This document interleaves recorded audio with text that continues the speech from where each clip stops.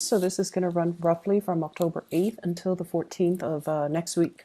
So I feel like the major emphasis and focus for this week is all about your communication, being able to be very persuasive without being domineering. And I also feel being able to persuade people with facts rather than manipulation. Okay.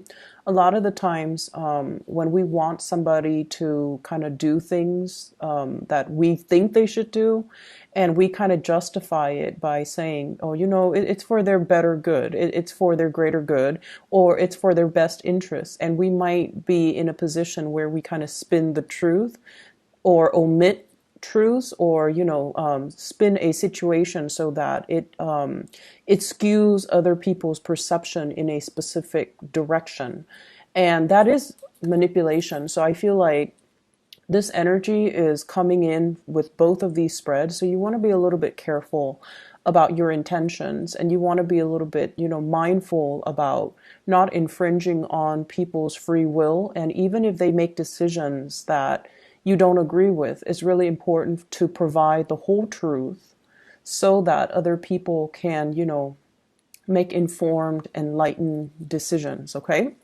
When it comes to your romantic sector, I feel like you're dealing with a partner who you consider to be kind of like the pillar of stability. Okay. You have a really, really stable romantic partner in your life that you're either coupled up with, or somebody that you are thinking about heavily, or you're really in love with. The person shows up as the Ten of Pentacles. So this is their energy. And what it denotes to me with this Ten of Pentacles is someone who's very, very career oriented. They're very family oriented as well. They keep in touch with their extended family members, grandparents, parents, nieces and nephews, aunts and uncles. So it's somebody that comes from a large family, and they take family roles and relationships very, very, very seriously. And in a way, I feel like they are very mindful of other people's faults, but they don't hold grudges against other people. And they have this enlightened belief that we're all humans, we're all prone to making mistakes, so I'm not going to hold it against the other person. So I feel like from this person, their energy is very open, they're very loyal and very dependable, and I feel like that sense of loyalty extends to family members. So if you're dealing with them, if it's a crush or if it's even a partner, you want to be very careful about not nitpicking, their family members, because I feel like this really fiercely loyal type of person who might not take well to criticisms about their family members. Granted, they might have flaws, but I feel like this person is very deeply protective, and they're very deeply loyal to their family unit. And I also feel like if you are dating this person, they're fiercely, fiercely loyal to you. I don't sense possessiveness. I don't sense control issues. But I do feel like this is a person that doesn't take relationships lightly.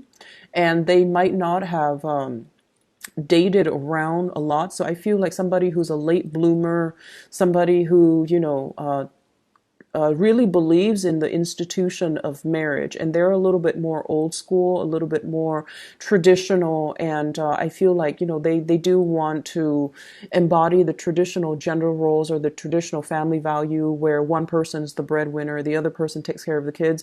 It might not be as old school and as archaic as that, but I feel like deeply they're very, very entrenched in the past, and they are very reliable, a really good provider, somebody that has property, somebody that even works in the financial industry. Okay. I also feel if you are, well, this is your energy coming to the table. This is how your partner views you. You show up here as the King of Wands, and your energy is you take good care of yourself. You work out, you dress well, you're mindful about the way that you look. You have a public persona about you as well, where you might have to give presentations. You might have to, lead the way. You might be in charge of people. You might be a leader in your own right. And you're someone who it's like you're a major player in your industry, in your field of expertise. You have a lot of knowledge, and you're kind of like that career climber, where your position is very set and you're due for promotions next year and then the year after that. So you're very, very financially established, and they like the fact that, you know, you get things moving for yourself. You don't sit there and wait for opportunities. You're very proactive about getting out there. This is also feeling a lot of passion towards another person. This is somebody who's protective, who's caring, who's nurturing. They don't overstep their boundaries though. And in general, it indicates to me a lot of passion and chemistry that you are bringing to the table towards another person. If you are dealing with an earth sign, a Taurus, a Virgo, or a Capricorn, I feel like there might be communication issues coming into the picture, and your partner might be very slow to act. You know, with the nature of the Ten of Pentacles is that they're very, very methodical. They're very risk adverse. They don't like to take unnecessary risks. They don't like to deviate from their routine and their norms. And they don't really, they're not impulsive, not very spontaneous. And I feel like you're trying to get a lot of things moving, and this person is kind of dragging their feet. And as a result of it, I feel like there might be, you know, communication issues coming in through here with the Three of Swords, which is harsh words being exchanged, possibly a separation, or even thinking about like arguments between couples that can relate to, you know, the silent treatment, or like that can result in one person withdrawing because they're hurt. So be very, very mindful about how we communicate, because the King of Wands, it's someone who's very proactive, but they can be a little bit forceful, okay? If you're dealing in particular with earth signs, I feel like, you know, want to tone down on the teasing and the communication, and make sure you communicate from a space where your understanding of their slowness to act, that you're also, you know, a little bit more understanding of their willingness or their unwillingness for change, okay, to make like rapid sweeping change in their lives. They see you as someone who's able to implement, you know, it's like you don't talk about things, you just do them.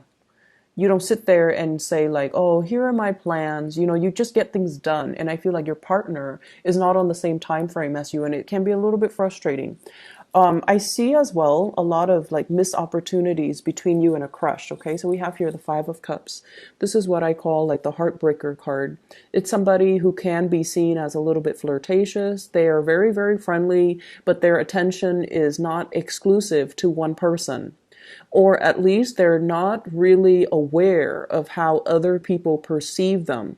So I feel there's an element here about, you know, harsh words being exchanged, feeling that sense of regret, and feeling that sense of like, I shouldn't have said that, or, you know, he or she should not have said that to me. So it can create a little bit of an estrangement between two people. And we also have the devil energy coming through here, which indicates, I feel like, for some of you who are not in well, you could be in a committed relationship, you're dealing with another person that might have entanglements elsewhere. Okay, so they might have a family, they might have, you might find out this week, like somebody you're interested in is already in another relationship. If they've been flirting with you hardcore, then, you know, I feel like you're going to put a stop to that. I don't see third party meddling, but I do feel like there's a presence of third parties, and it's indicated with the Ten of Pentacles, which is a family card, as well as the Devil, which indicates really strong attraction to another person, but it's not really seeing the light of day here with the Three of Swords, mainly because somebody is engaged, married, in another relationship, or, you know, coupled up with somebody else, or they have other arrangements that's disallowing you to come to them, or disallowing them to come forward to you, and for the two of you to come together and date.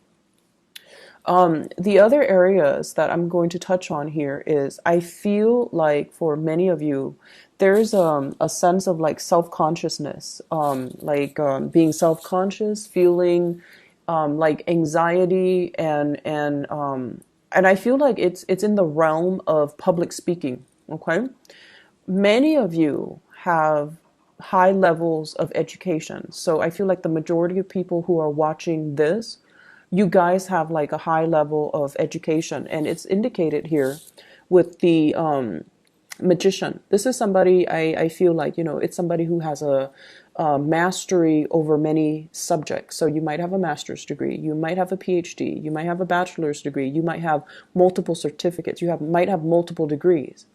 And I feel almost like you're trying to find ways in which to make use of all your skills, okay? And you're trying to, as well, I feel, reach out to a larger demographic.